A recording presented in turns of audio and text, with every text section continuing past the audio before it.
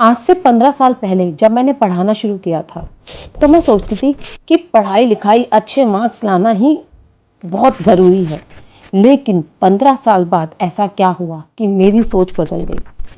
मैंने अपने नज़रिए को बदला, देखा कि मार्क्स तो ज़रूरी है, मार्क्स तो आने भाई ज़रूरी है, लेकिन उसके साथ साथ बहुत सारी ऐसी चीज़ें हैं जो लाइफ में बच्चों के होना बहुत ज़्यादा ज़रूरी है।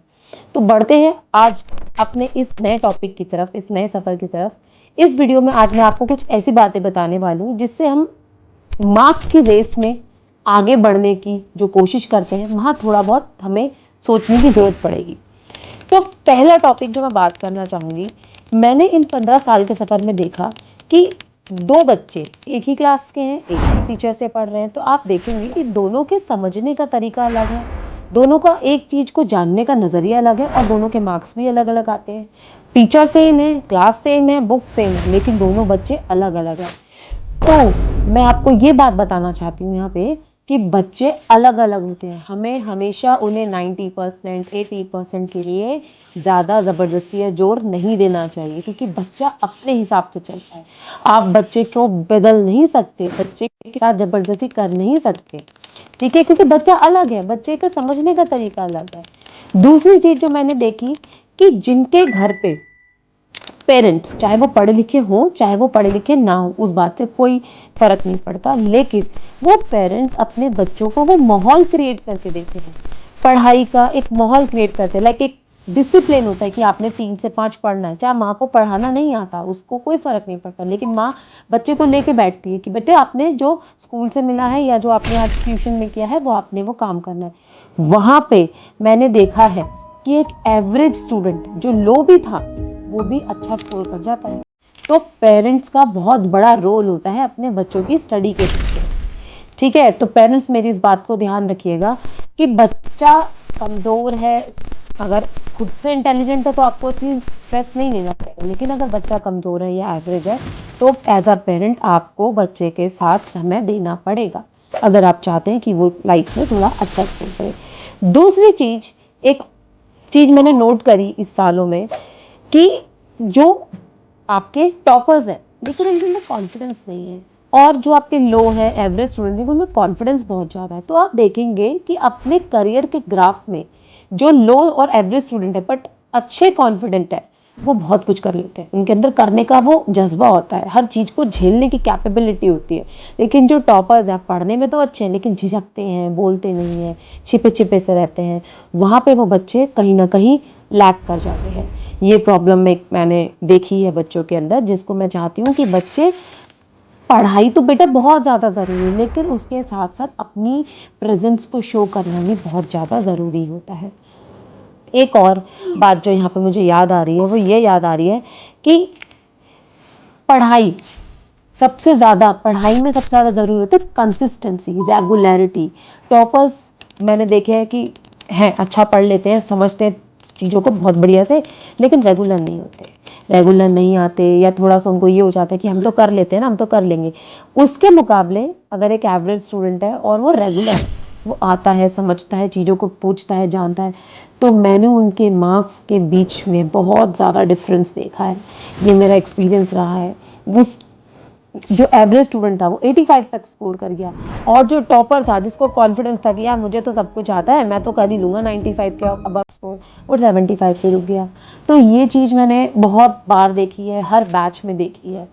और एक और बात मैं यहाँ पे शेयर करना चाहूँगी, कुछ ऐसे स्टूडेंट्स होते हैं जिनसे हम लोग भी सीखते हैं। टीचर कभी भी पढ़ना या सीखना बंद नहीं करता, बच्चों को सिखाने के लिए हमें भी सीखना ज़रूरी है, हम भी सीखते रहते हैं। बहुत से बच्चे हमें बहुत सारी चीज़ें सिखा जाते हैं, नए नए लेसन समझा जाते हैं। एक आपने एग्जाम्पल सुना होगा या एक दोहा सुना होगा जिसमें एक रस्सी एक पत्थर को लगातार घिसती जा रही, तो आप देखेंगे पत्थर पे भी निशान बन जाते हैं। कुएं पे अक्सर आपने इस तरीके का एग्जाम्पल देखा होगा कि रस्सी के घिसने से बार बार पत्थर पे भी निशान पड़ जाता है। तो अगर हम बच्चों को बार बार एक ही चीज़ बोलते रहते हैं कि बेटा पढ़ाई बहुत ज़रूरी है, इससे आपका भविष्य अच्छा बनेगा, तो आप देखेंगे कि बच्चा कहीं ना कहीं उस बात को धीरे धीरे समझने लगता है। बच्चों को मारने से ज़्यादा, बच्चों को कंपेयर करने से ज़्यादा, बच्चों को कुछ कहने से ज़्यादा ज़रूरी होता है कि बच्चों के दिमाग में इस चीज़ को फिट करना, क्योंकि वो छोटे से बच्चे हैं, मिट्टी के घड़े हैं, आप जैसे चाहे उन्हें मोल्ड कर सकते हैं। तो बच्चों को प्यार से मोल्ड करना बहुत ज़रूरी है। प्यार तो ज़रूरी है, लेकिन सही डायरेक्शन में मोल्ड करना बहुत ज़्यादा ज़रूरी है। सही दिशा में मोल्ड करेंगे तो वो अपने करियर के ग्राफ को अच्छा उठा सकेंगे। दूसरी और इम्पॉर्टेंट बात एक और ये बताना चाहूँगी कि मार्क्स सब कुछ नहीं होते। जिनके मार्क्स अच्छे होते हैं, 95% स्कोर कर गए, बढ़िया से कॉलेज में एडमिशन मिल गया, लेकिन अगर आप 5 से 10 साल 20 साल बाद उनका करियर ग्राफ देखते हैं, और एक एवरेज स्टूडेंट है जो एक नॉर्मल शॉप पे काम कर रहा है, तो आप देखेंगे कि दोनों की अर्निंग में बहुत डिफरेंस भी आ जाता है। एक जॉब क्लास बंदा एक फिक्स्ड इनकम कर रहा है, लेकिन जो एवरेज स्टूडेंट था, हो सकता है कपड़े की दुकान खोल ली उसने। आज के टाइम पे आप बिजनेस को देखिए, क्या ग्रोथ है बिजनेस के अंदर। तो ऐसा हम बिल्कुल नहीं कह सकते कि पढ़ाई जो नंबर है वही आपका करियर डिसाइड कर देंगे। आपके अंदर वो कॉन्फिडेंस होना चाहिए कि अगर आप लो भी हैं लेकिन आप में कॉन्फिडेंस है कुछ करके दिखाने का, तो आप कर सकते हैं। तो पढ़ाई तो ज़रूरी है, मैं ये नहीं कहूँगी। एज अ टीचर मेरे लिए तो बहुत इंपॉर्टेंट है, क्योंकि मैं अब तक खुद भी पढ़ती हूँ और बच्चों को पढ़ाती हूँ। लेकिन साथ साथ ये भी बताना चाहती हूँ कि अगर बच्चा 95 स्कोर नहीं कर पाता, अगर बच्चा 60% स्कोर करता है, तो हमें उसको उस डायरेक्शन के हिसाब से ढालना है। हमें कुछ उसको ऐसा सिखाना है कि आने वाले भविष्य में वो 60% के साथ भी 95% वाले बच्चों के साथ compete कर सके, उनके साथ चल सके।